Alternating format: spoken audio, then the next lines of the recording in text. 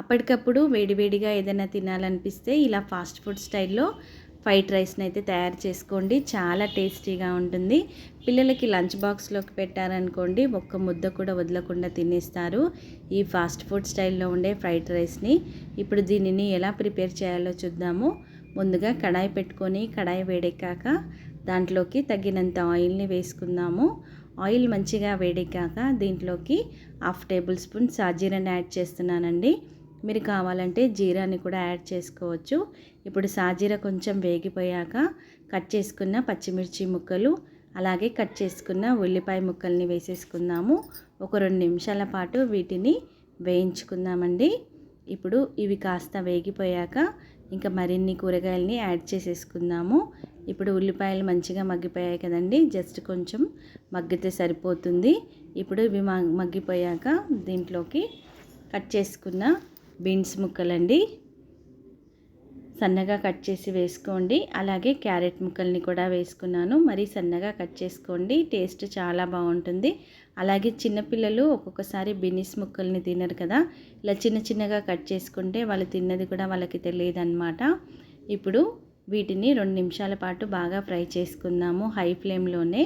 దీనిని మరీ ఓవర్గా కుక్ చేసుకోవద్దండి, జస్ట్ మనకి వేగితే సరిపోతుంది. ఒక 2-3 నిమిషాలు మనం తినేటప్పుడు క్రంచీనెస్ ఉంటేనే బాగుంటుందన్నమాట ఈ ఫ్రైడ్ రైస్లోకి. ఇప్పుడు 2-3 నిమిషాలు అయిపోయింది కదండి, చూసారు కదా మంచిగా వేగిపోయాయి. అలాగే కలర్ కూడా మనకి ఏమాత్రం కూడా చేంజ్ అవ్వలేదు. ఇప్పుడు అవి వేగుతూ ఉండగా ఒక 1/2 టేబుల్ స్పూన్ అల్లం వెల్లుల్లి ముద్దని వేసుకొని ఒక 2 నిమిషాల పాటు పచ్చి వాసన పోయేంత వరకు మధ్య మధ్యలో కలుపుతూ మాడనివ్వకుండా మంచి వాసన వచ్చేంత వరకు వేయించుకుందామండి. ఇప్పుడు అల్లం వెల్లుల్లి ముద్ద మంచిగా వేగిపోయింది కదండి. ఇప్పుడు దీనిలోకి మనము ఉడికించుకున్న రైస్ని వేసుకుందామండి. నేను ఇక్కడ 4 మెంబర్స్కి సరిపడా రైస్ని వేస్తున్నాను, మీరు మీ క్వాంటిటీని బట్టి వేసుకోండి. ఇప్పుడు రైస్ని వేసేసాం కదండి, రుచికి సరిపడా ఉప్పుని వేసేసుకుందాము. అలాగే దీంట్లోకి కొద్దిగా టేస్టింగ్ సాల్ట్ని యాడ్ చేస్తున్నానండి. ఇది ఆప్షనల్, మీ ఇష్టం ఉంటే వేసుకోండి లేకపోతే లేదు.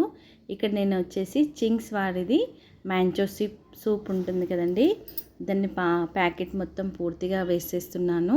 మీకు ఇష్టం లేదనుకోండి సోయా సాస్ అలాంటివి కూడా వేసుకోవచ్చు.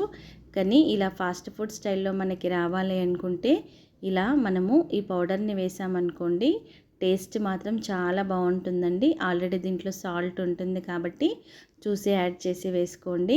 అలాగే కట్ చేసుకున్న సన్నగా కొత్తిమీరని కూడా యాడ్ చేసేసుకోండి.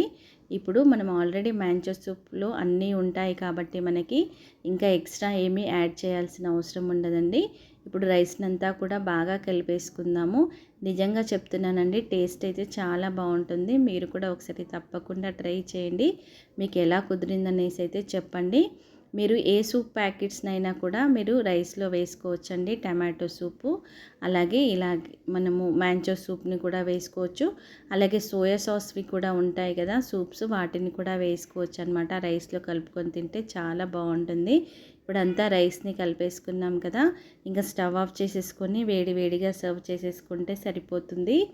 దీంతో పాటు ఏది లేకున్నా కూడా డైరెక్ట్గా కూడా తినేయచ్చండి, చాలా బాగుంటుంది. ఇది మీకు ఇష్టం ఉంటే రైతాతో కూడా తినేయచ్చు, కానీ అలాగే తిన్నా కూడా చాలా బాగుంటుంది. పిల్లలకైతే ముఖ్యంగా చాలా నచ్చుతుందండి ఈ ఫ్రైడ్ రైస్.